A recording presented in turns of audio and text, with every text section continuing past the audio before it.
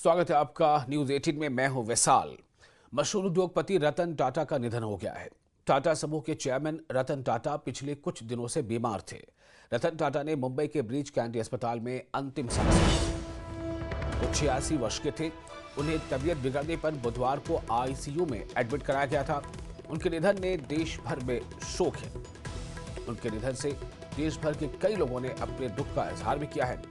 उद्योग जगत से लेकर राजनीतिक जगत में लोग दुखी हैं और भरे मन से उन्हें श्रद्धांजलि दे रहे हैं, अलविदा कह रहे हैं। सुबह 10 बजे से शाम 4 बजे तक उनके पार्थिव शरीर को मुंबई के एनसीपीए यानी national centre for performing art में अंतिम दर्शन के लिए रखा जाएगा।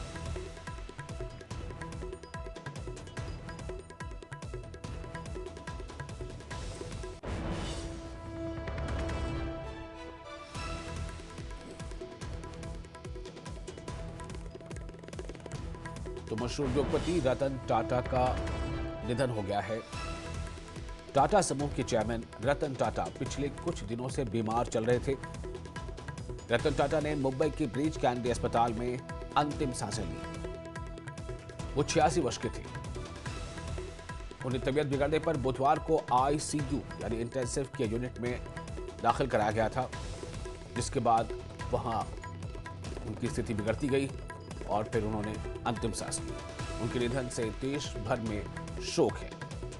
कई बड़ी हस्तियों ने, उद्योग जगत से जुड़ी या फिर अलग अलग दूसरे फील्ड से जुड़े कई हस्तियों ने उनके इस निधन को एक बहुत बड़ा नुकसान बताया है। उद्योग जगत से लेकर राजनीतिक जगत में भी लोग काफी दुखी हैं और भरे मन से उन्हें श्रद्धांजलि दे रहे हैं, उन्हें अलविदा कह रहे हैं। आज सुबह 10 बजे से शाम 4 बजे तक उनके पार्थिव शरीर को मुंबई के एनसीपीए यानी national centre for performing art में अंतिम दर्शन के लिए रखा जाएगा।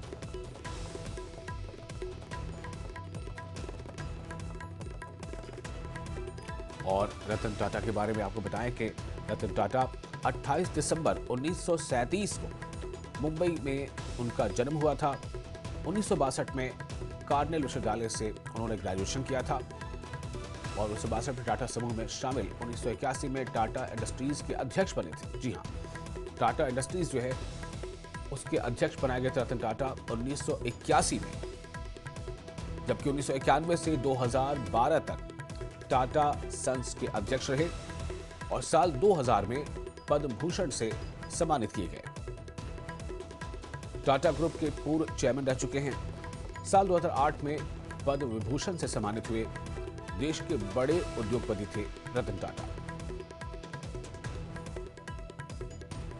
तो मशहूर उद्योगपति रतन टाटा का निधन हो गया है। टाटा समूह के चेयरमैन रतन टाटा पिछले कई दिनों से बीमार चल रहे थे और रतन टाटा ने मुंबई के ब्रीच कैंडी अस्पताल में अंतिम सांस ली। वो 86 वर्ष के थे।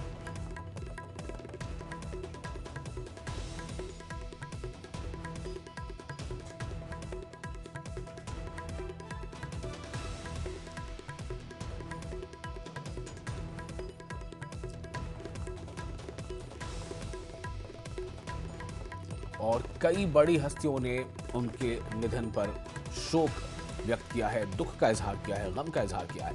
रतन टाटा के निधन पर रिलायंस इंडस्ट्रीज के चेयरमैन मुकेश अंबानी ने भी दुख जताया है। उन्होंने कहा कि रिलायंस इंडस्ट्रीज लिमिटेड के चेयरमैन मुकेश अंबानी ने रतन टाटा के निधन पर दुख जताया और कहा कि ये भारत और भारतीय उद्योग जगत के लिए बहुत दुखद दिन है। रतन टाटा का निधन सिर्फ टाटा समूह के लिए ही नहीं बल्कि हर भारतीय के लिए एक बड़ा नुकसान है। व्यक्तिगत स्तर पर रतन टाटा के निधन ने मुझे बहुत दुख पहुंचाया है, ऐसा मुकेश अंबानी का कहना है। उन्होंने कहा कि मैंने एक प्रिय मित्र खो दिया है।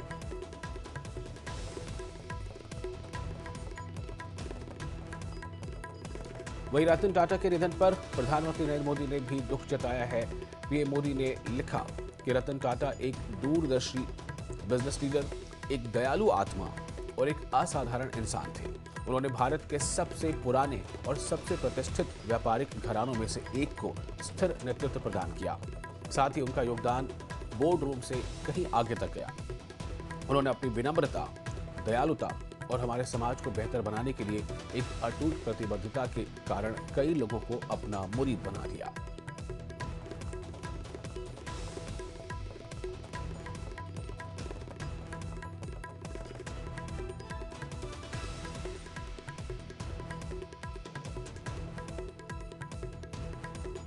और जैसे मैंने पहले बताया कि रतन टाटा के निधन पर रिलायंस इंडस्ट्रीज के चेयरमैन मुकेश अंबानी ने भी गहरे दुख का इजहार किया है और उन्होंने कहा है कि ये भारत और भारतीय उद्योग जगत के लिए बहुत दुखद दिन है।